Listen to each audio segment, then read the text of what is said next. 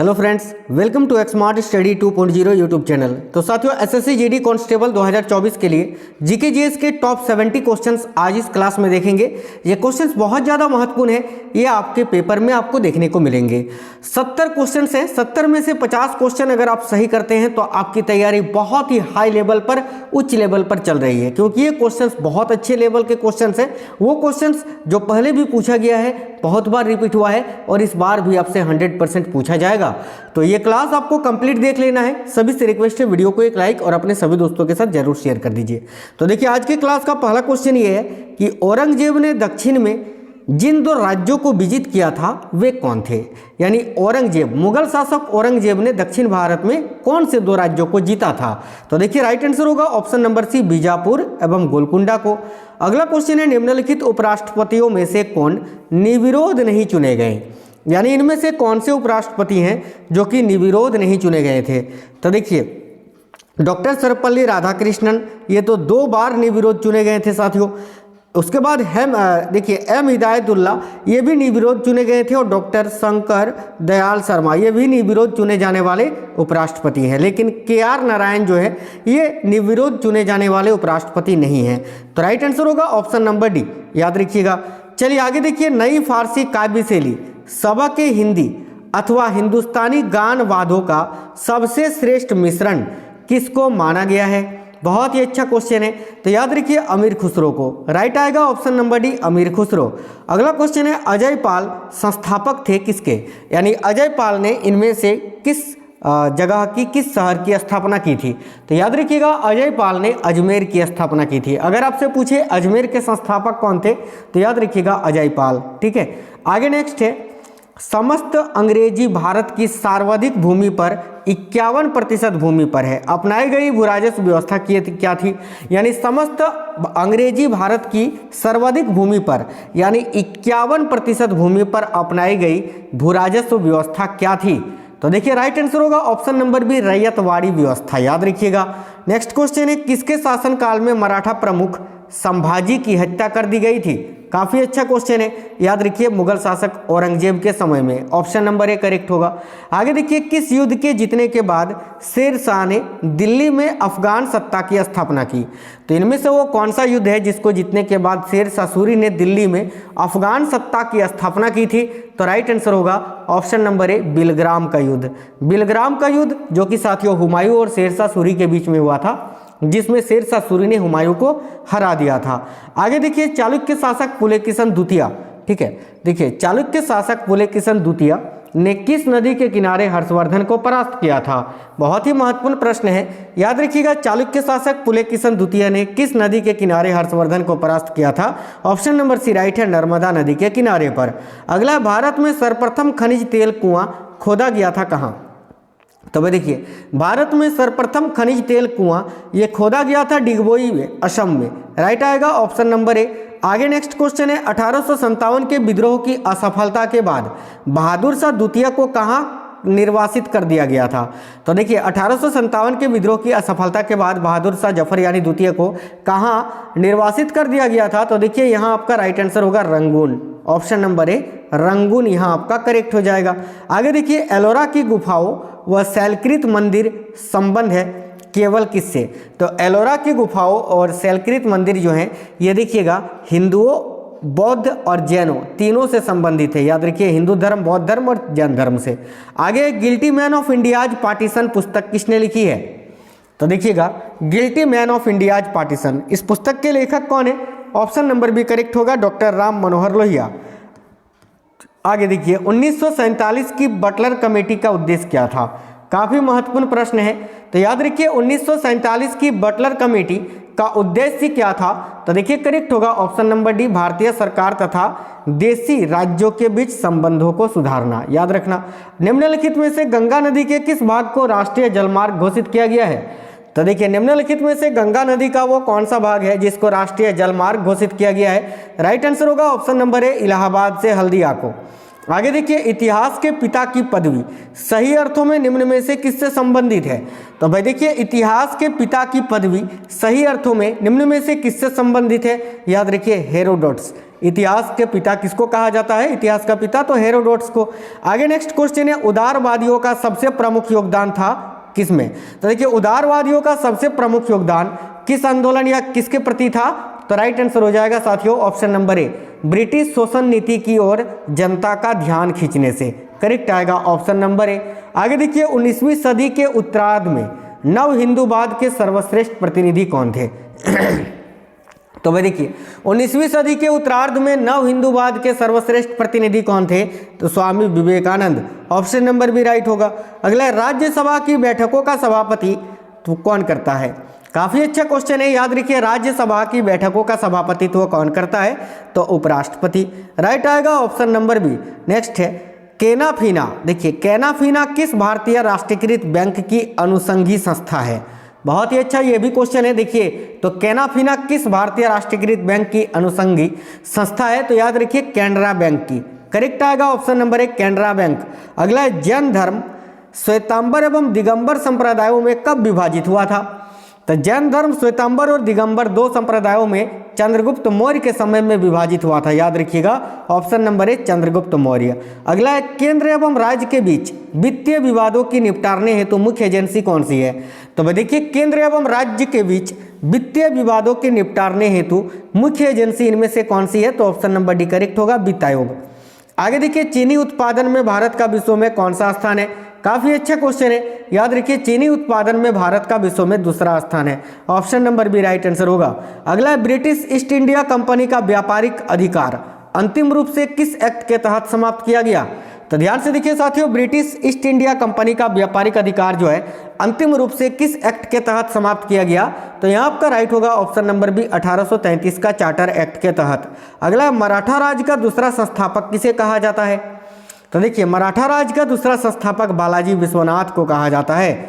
आगे अगला है a nation in the making नामक पुस्तक किसने लिखी है? तो भाई देखिए a nation in the making नामक पुस्तक के लेखक है Surendra Nath Banerjee. Option number C. अगला है अलाउद्दीन खिलजी के आक्रमण के समय देवगिरी का शासक कौन था? बहुत ही अच्छा क्वेश्चन है, याद रखिएगा अलाउद्दीन खिलजी के आक्रमण के समय देखिएगा देवगिरी का शासक कौन था? तो साथियों यहाँ आपको याद रखना है Ramchandra Dev. Option number A. आगे देखिए मुद्रास्फीति की उच्च दर और बेरोजगारी की उच्च दर की एक साथ उपस्थिति को क्या कहते हैं? तो भाई देखिए मुद्रास्फीति की उच्च दर तथा बेरोजगारी, ठीक है, बेरोजगारी की उच्च दर की एक साथ उपस्थिति को स्टैगफ्लेशन के नाम से जानते हैं। ऑप्शन नंबर बी करेक्ट हो जाएगा। निम्नलिखित में से भारत का पहला मुस्लिम शासक कौन था जिसने हिंदुओं से जाजिया कर न लेने का आदेश दिया था? तो साथियों देखिए करेक्ट होगा option number A Alauddin Hasan Bahman Shah. इनको हसन गंगू के नाम से भी जानते थे, याद रखना। अगला है राष्ट्रपति संविधान के किस अनुच्छेद के अंतर्गत लोकसभा को भंग कर सकता है? बहुत ही महत्वपूर्ण क्वेश्चन है, याद रखिए अनुच्छेद 85 के तहत। ठीक है, भारत के संविधान का भाग चतुर्थ किसके बारे में बताता है? तो भारतीय संविधान का जो भाग 4 है ये साथियों राज्य के नीति निर्देशक तत्व के बारे में बताता है। तो यहाँ आपका करेक्ट आंसर हो जाएगा ऑप्शन नंबर सी। देखिए मूलभूत अधिकार संविधान के भाग 3 में है, नागरिकता ये भाग 2 में है और मूलभूत कर्तव्य जो है ये भाग 4 का ए में है, याद रखिए। और केवल 4 में राज्य का नीति निर्देशक तत्व है, तो ऑप्शन नंबर सी करेक्ट होगा। देश के समूहों के साथ व्यापार करने की औपचारिक पद्धति को क्या कहा जाता है? तो देखिएगा देशों के समूहों के साथ व्यापार करने की औपचारिक पद्धति को क्या कहा जाता है? तो ट्रेड वेंचर्स। करेक्ट आएगा ऑप्शन नंबर बी। अगला नागरिकता प्राप्त करने के लिए शर्तें निर्धारित करने वाला सक्षम निकाय कौन सा है? तो साथियों देखिएगा नागरिकता प्राप्त करने के लिए शर्तें निर्धारित करने वाला जो सक्षम निकाय है वह है संसद। करेक्ट आएगा ऑप्शन नंबर सी। अगला क्वेश्चन है किसे एशिया की रोशनी कहा जाता है? तो देखिए एशिया की रोशनी या लाइट ऑफ एशिया किसी को कहा जाता है? तो महात्मा बुद्ध को, यानी गौतम बुद्ध को। नेक्स्ट क्वेश्चन है भारत में किस नकदी फसल में निर्यात के द्वारा अधिकतम विदेशी मुद्रा की आय प्राप्ति होती है? तो भारत में किस नकदी फसल में निर्यात के द्वारा अधिकतम विदेशी मुद्रा की आय प्राप्ति होती है? तो याद रखिए करेक्ट होगा चाय में। चाय करेक्ट आएगा ऑप्शन नंबर सी। अगला है भारत में यात्री यातायात में सड़क यातायात का हिस्सा लगभग कितना है? तो भारत में यात्री यातायात में सड़क यातायात का हिस्सा जो है यह लगभग कितना है? तो याद रखिएगा 85%, 85%। ठीक है, यानी भारत के जो लोग हैं 85% जो है अपना यात्रा सड़क के माध्यम से करते हैं। अगला है वर्तमान में लोकसभा सदस्यों की प्रभावी संख्या कितनी है? तो प्रभावी संख्या पूछे तो 545, अधिकतम संख्या पूछे तो 552 याद रखना। अगला क्वेश्चन है, निम्न में से किसके अंतर्गत भारत में सर्वप्रथम सर्वोच्च न्यायालय की स्थापना हुई थी? वेरी वेरी इंपॉर्टेंट क्वेश्चन है। तो देखिए इस क्वेश्चन का करेक्ट आंसर हो जाएगा रेगुलेटिंग एक्ट 1773 के अंतर्गत। आगे एक गोदान किसकी रचना है? तो भाई देखिए गोदान और गबन ये मुंशी प्रेमचंद के द्वारा रचित है। करेक्ट आएगा ऑप्शन नंबर ए प्रेमचंद। संविधान के भाग 1 में निम्न में से किसका वर्णन है? तो देखिए संविधान का जो भाग 1 है उसमें संघ और उसके राज्य क्षेत्र का वर्णन किया गया है। ऑप्शन नंबर ए करेक्ट हो जाएगा। नवरत्न स्टेट्स ये किससे संबंधित है? तो देखिएगा साथियों नवरत्न स्टेट्स का संबंध किससे है? तो सार्वजनिक कंपनी से। राइट आएगा ऑप्शन नंबर सी। मौर्य समाज में प्रचलित मुद्रा का क्या नाम था? काफी अच्छा क्वेश्चन, याद रखिए मौर्य समाज में प्रचलित मुद्रा का नाम था पंड। ऑप्शन नंबर ए राइट होगा। अगला है हरित बाली रोग किस फसल है ना, किस फसल से संबंधित है? तो हरित बाली रोग जो है ना ये याद रखना बाजरा को प्रभावित करता है, बाजरा में होता है। करेक्ट आएगा साथियों बाजरा। अगला पेट्रोल से लगने वाली आग के लिए किस प्रकार के अग्निशामक का प्रयोग किया जाता है? यानी जो आग पेट्रोल से लगती है उसको बुझाने के लिए किस प्रकार के अग्निशामक का प्रयोग करते हैं? तो याद रखिए करेक्ट होगा झाग वाला। ऑप्शन नंबर ए। अगला हेलोजन लैंप का तंतु किस मिश्र धातु का होता है? तो भाई देखिए हेलोजन लैंप का जो तंतु होता है ना साथियों ये टंगस्टन एवं आयोडीन का मिश्र धातु होता है। करेक्ट आएगा ऑप्शन नंबर ए। अगला क्वेश्चन है बर्फ पर दाब बढ़ाने से उसका गलनांक क्या होता है? तो देखिए बर्फ पर जब हम दाब को बढ़ाते हैं ना तो साथियों उसका गलनांक जो होता है वो घट जाता है। याद रखिए करेक्ट होगा ऑप्शन नंबर ए घट जाएगा।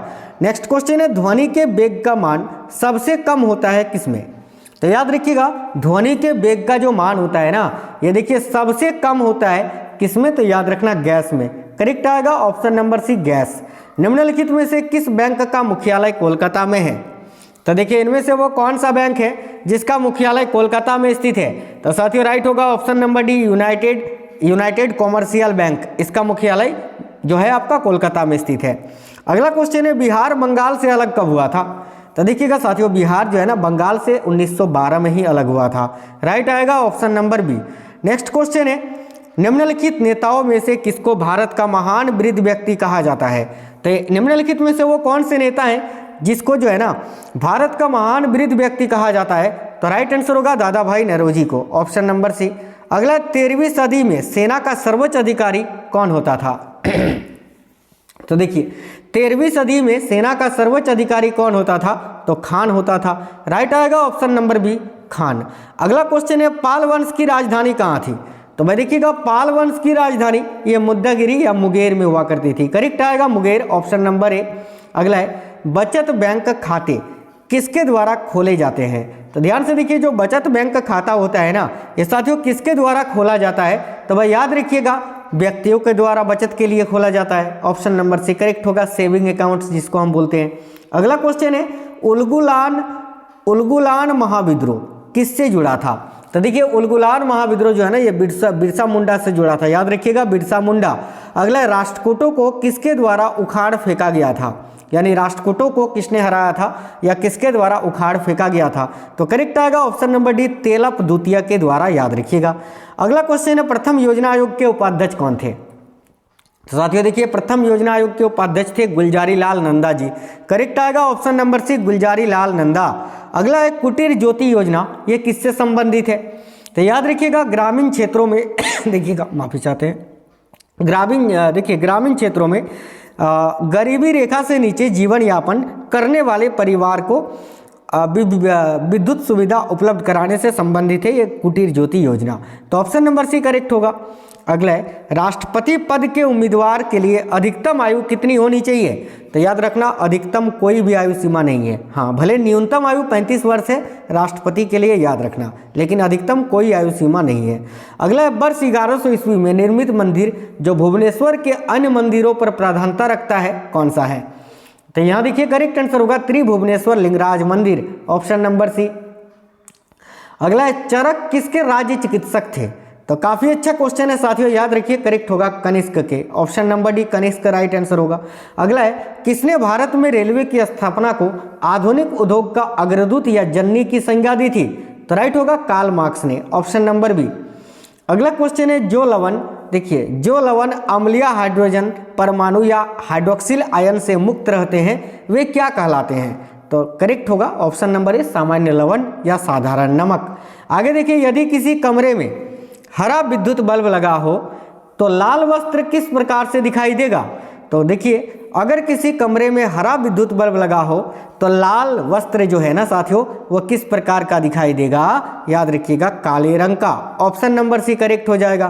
किसी सब्जी से प्राप्त न होने वाला विटामिन कौन सा है? यानी इनमें से वो कौन सा विटामिन है जो कि कभी भी किसी सब्जी से प्राप्त नहीं किया जाता है? याद रखिए option number C vitamin D correct हो जाएगा।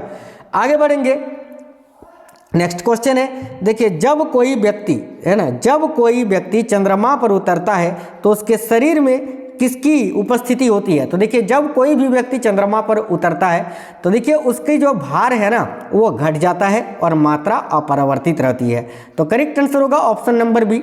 आगे, जहाज़ों में समय नापने के लिए प्रयुक्त उपकरण कौन सा है? तो साथियों देखिए, जहाज़ों में समय को मापने के लिए कौन सा उपकरण प्रयुक्त किया जाता है? राइट आंसर है ऑप्शन नंबर बी, क्रोनोमीटर। आगे देखिए, केलामीन किस धातु का अयस्क है? तो भाई ध्यान दीजिएगा साथियों, केलामीन जो है ना ये जस्ता धातु का अयस्क है, जिंक का। ऑप्शन नंबर ए राइट होगा। अगला, अमीबा में कूटपाद महत्वपूर्ण होते हैं किसके लिए? तो देखिए, अमीबा में कूटपाद ये भोजन ग्रहण करने तथा प्रचलन के लिए जो है ना महत्वपूर्ण होते हैं। ऑप्शन नंबर सी राइट होगा। अगला, निम्नलिखित में से कौन किसी राज्य का क्षेत्र घटा या बढ़ा सकता है? तो देखिए, इनमें से कौन किसी भी राज्य का क्षेत्र घटा या बढ़ा सकता है? राइट आएगा ऑप्शन नंबर बी, संसद। आगे देखिए, विश्व में तंबाकू का सबसे बड़ा उत्पादक एवं उपभोक्ता राष्ट्र कौन सा है? तो साथियों, विश्व में तंबाकू का सबसे बड़ा उत्पादक एवं उपभोक्ता राष्ट्र है चीन। राइट आएगा ऑप्शन नंबर बी, चीन। अगला, सिंधु सभ्यता निम्नलिखित में से किस युग में पड़ता है? तो भाई देखिए, सिंधु सभ्यता जो है ना ये साथियों आदि ऐतिहासिक काल में पड़ता है। Option number D right answer हो जाएगा। अगला, काशी व लिच्छवी का विलय मगध साम्राज्य में किसने किया था? बहुत ही अच्छा क्वेश्चन है। तो देखिए, काशी और लिच्छवी का विलय मगध साम्राज्य में अजात शत्रु ने किया था साथियों। ऑप्शन नंबर बी राइट होगा। और इस क्वेश्चन का आंसर आप लोग कमेंट बॉक्स में कमेंट करके बता दीजिए कि भारतीय प्रतिभूति एवं विनियामक बोर्ड जो है ना सेबी की स्थापना कब हुई थी? सिक्योरिटी देखिए, security exchange board of India जो है सेबी, इसकी स्थापना कब हुई थी? इसका आंसर आप लोग कमेंट बॉक्स में कमेंट करके बता दीजिए। ये 70 क्वेश्चन बहुत ज़्यादा महत्वपूर्ण थे। आई होप आपको पसंद आए हैं, और अगर आपको क्वेश्चंस अच्छे लगे हैं तो वीडियो को एक लाइक और अपने सभी दोस्तों के साथ जरूर शेयर कर दीजिएगा। चलिए तो साथियों, मिलते हैं नेक्स्ट वीडियो में, तब तक बिल्कुल स्वस्थ रहें। जय हिंद सभी साथियों को, वंदे मातरम।